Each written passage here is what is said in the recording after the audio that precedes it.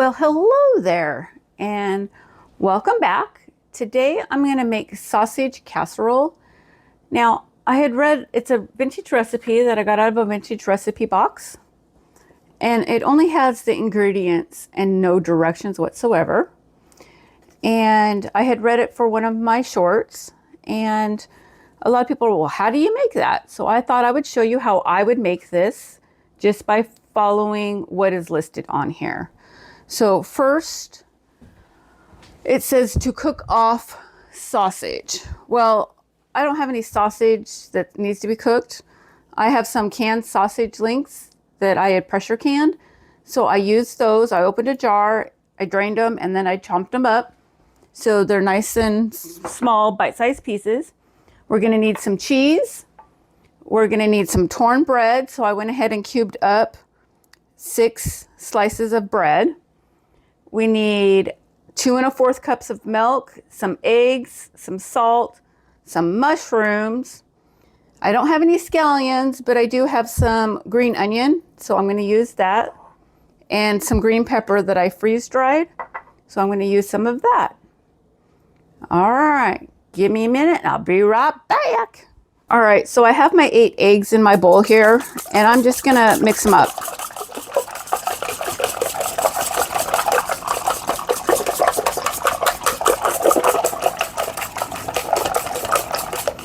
And then I'm going to go ahead and add the milk.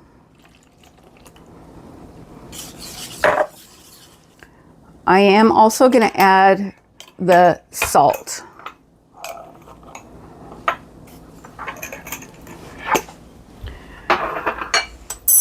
Now this is how it works in my brain. So I want to get my seasonings. It doesn't call for any pepper, but it does call for hot sausage. So I'm going to add a little bit of pepper. Just a little bit. You don't need much, just a little bit. You can always salt and pepper your plate after you serve it. All right, so my eggs are well mixed. I added my milk and my salt.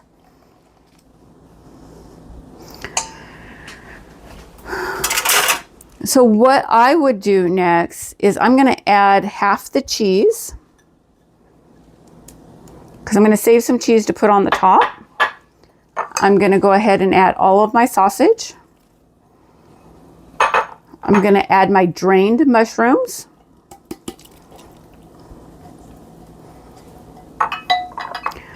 I'm going to go ahead and add, a second, I gotta pop the seal. There we go. I'm going to add the green pepper. I'm going to estimate probably about that much. This is freeze-dried green pepper. I had to think about what I was talking about. So this is freeze-dried, so it's gonna get happy. All right, some onion. And then I'm gonna put a little bit of this, but of the chives, or green onions, that's what I'm substituting. But I'm going to save some to put on the top. So I'm going to get this mixed up. I had to grab a spatula. So I'm going to get this mixed up.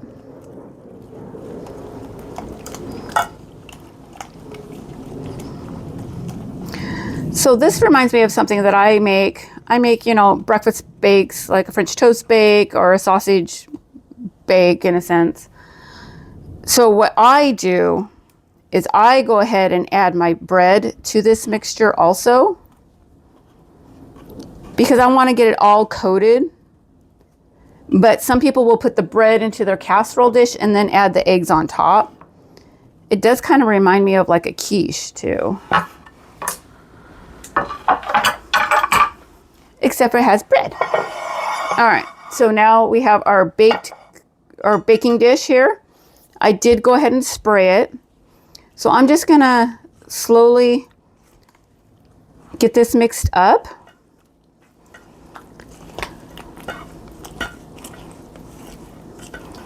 Because I want all that yummy goodness, all that egg and milk mixture to get into the bread. I want each bread coated. Then I'm just going to pour this into the back casserole dish here. And we're going to scrape our bowl.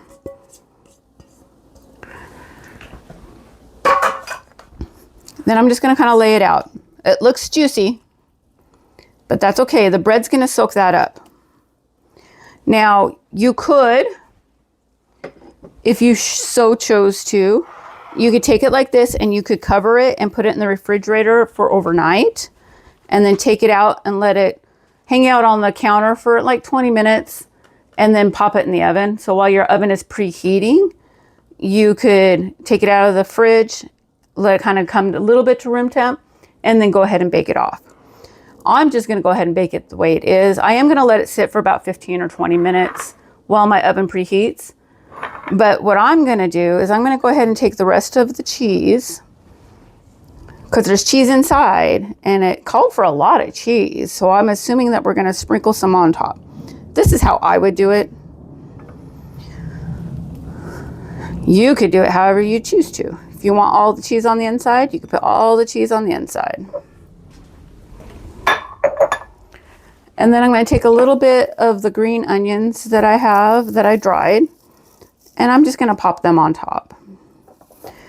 You could probably even do parsley if you so chose to. You just want a little bit of green.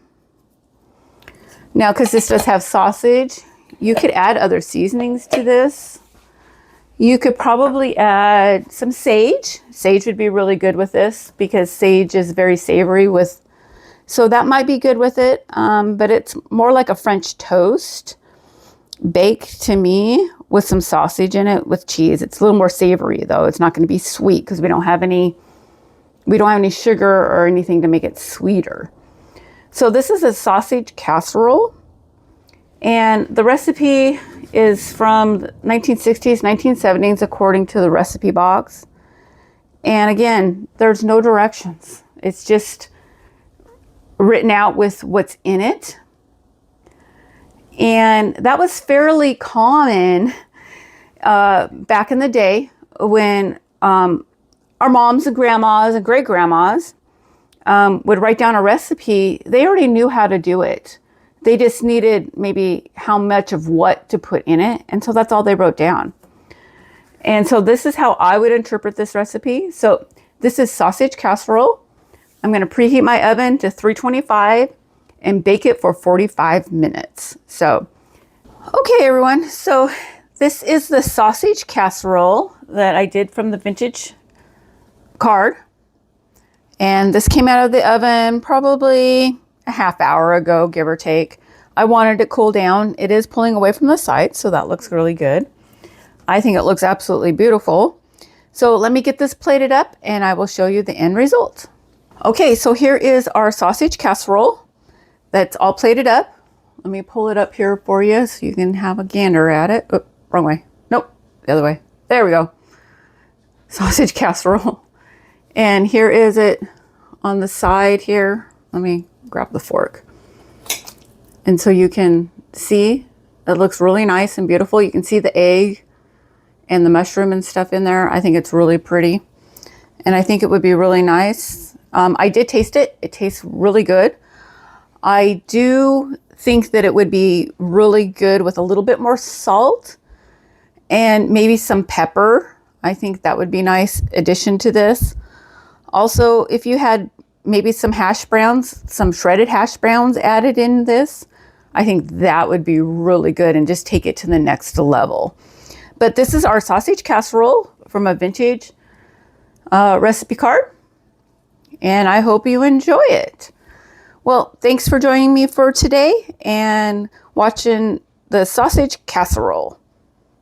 All right, take care, and we'll see you on the next video. Bye for now.